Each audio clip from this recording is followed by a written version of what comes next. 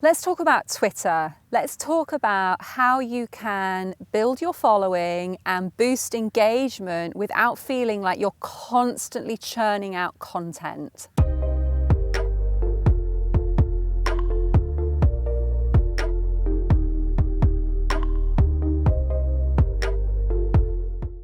I remember early on in my business when I was really trying to build my audience, I had this experience where, and I shared it with my coach at the time, I said I felt like a content cow with sore udders. Like I felt like I was continually being milked for more content, more ideas, more media clips, more videos. And I was putting all of this stuff out there because I felt that that's what I had to do in order to grow my following on Twitter and boost engagement. But I want to tell you that there's actually another way to do it. This way is where you see yourself more as what I refer to as a curator. So you're still engaging on Twitter, you're still putting content out there, but it doesn't always have to be your own content. Now, the mistake I see people making is they might be on Twitter and they might be looking at other people's content. And yes, they might be liking it or they might be retweeting it. But I want to say, go to the next level. So let me explain. Let's say that I'm on Twitter and I see some really nice tweets where people are sharing, in my case, they're going to be sharing their writing experiences, or they're going to be sharing their experiences of growing their business or building a brand. And so they've shared something really nice in a tweet.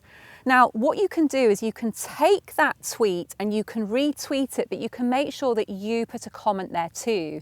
And what's really great for boosting that engagement is to ask a question. So let's say someone's really shared that they've had a fantastic day of writing. I could then retweet that tweet and I could put in my comment, hey folks, I'd really love to hear about what your day of writing has been like. Has it been anything like this person's day? And I would put their name in. So I haven't had to sit down and create a load of content, but I've been using somebody else's content to inspire me. So we're really curating what we're seeing in our feed. Now, another example might be that you're following particular subjects, and so people start to know you as curating certain subjects and bringing them together in your own feed. So again, you're not simply retweeting, and I really want to ensure that you understand this. Like, it is great to retweet, but I think it's really much more beneficial to go that extra mile where you're making sure that you're commenting in some way. So you're showing some appreciation for the content that you're retweeting, or you're taking a moment to either ask a question or engage with the person who put that piece of original content out there. It's a beautiful way to inspire people to want to follow you because they're like, I really like what this person is doing. They're bringing my attention to other people's forms of content, but they're also helping me look at that content and ask myself interesting questions. So for example, I might retweet someone who has put a podcast episode out on a particular subject. So it might be that I'm following someone who's put a podcast episode on how to be your authentic self. And so I would share the episode and then I would ask a question. I'd be like, I'd really like to know if anybody else feels challenged when it comes to being their authentic self. And so you're then going to get responses. Now, this takes you to the next stage. So first of all, we've got you curating content, we've got you retweeting and commenting with questions. Then what happens is people will respond. So you will have answers to those questions. And again, you will begin to curate that content. So say, for example, I put a question out. So it might be that someone shared a photograph of them and their dog. And I'm looking at this photograph and I'm thinking, oh, that's really beautiful. You know, that's a relationship that I just feel really drawn to engaging with. So then I might ask a question to say, you know, who's your best friend? Is it a dog? Is it a person? Is it some kind of object? And then people might share, they might respond to that question and they might say things like, you know, my best friends are my books. So then I will take that answer and then I will retweet that answer. And I will then say, oh, wow, is anybody else out there in this same camp? Does anybody else out there have best friends as books? If so, I'd like to know which book is your best friend.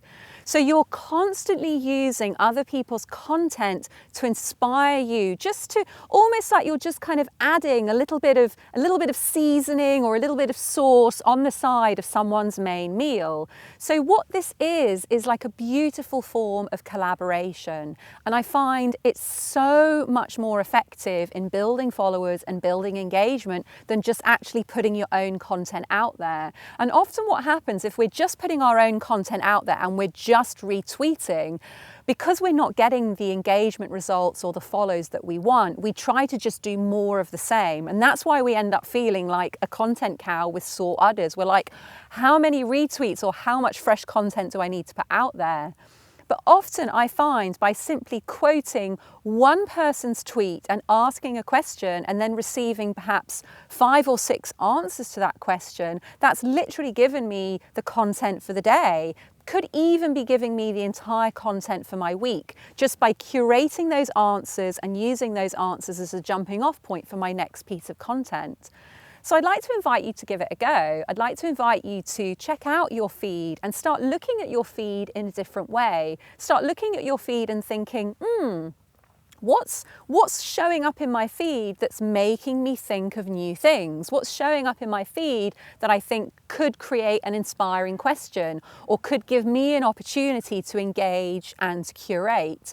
And also what this does is it makes us much more intentional when we're online. We're no longer in this place of just looking at in our feed and kind of feeling a bit lost and a bit unsure with what we're meant to be doing on Twitter, but we've got a very specific plan of action. And I have to say, when I work with this with my clients in the Creative Unleashed program, they say they're spending less time on Twitter and they feel a lot more focused and they have a sense of like, I know what I'm doing.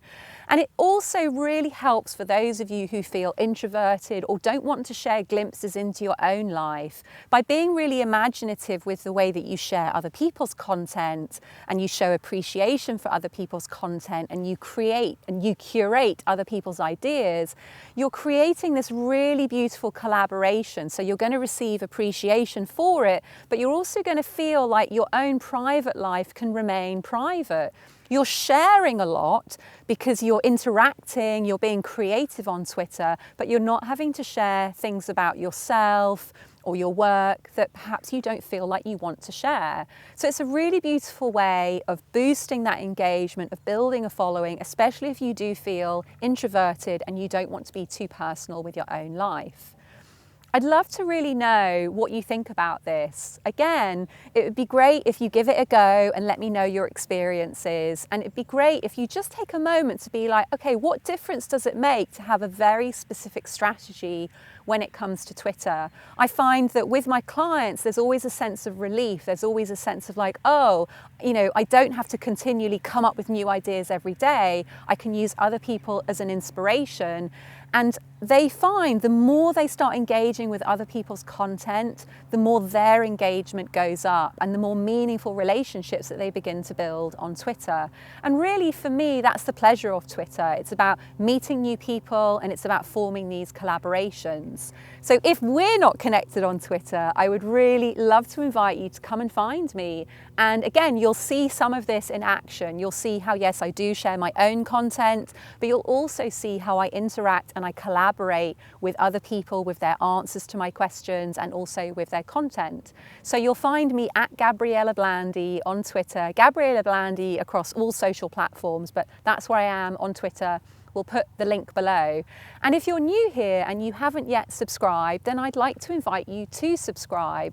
What you'll find on this channel is tips like this on how you can market and build an audience, but also tips on how you can start to develop yourself, personal work, and also how to really support your creativity and to support your journey as an entrepreneur, as a writer who might be marketing their book. So I would love for you to subscribe and follow along. It was really lovely to share this tip with you today, and I hope you get results from it. Wishing you a beautiful rest of the day, beautiful week, and I'll see you in the next video. Take care.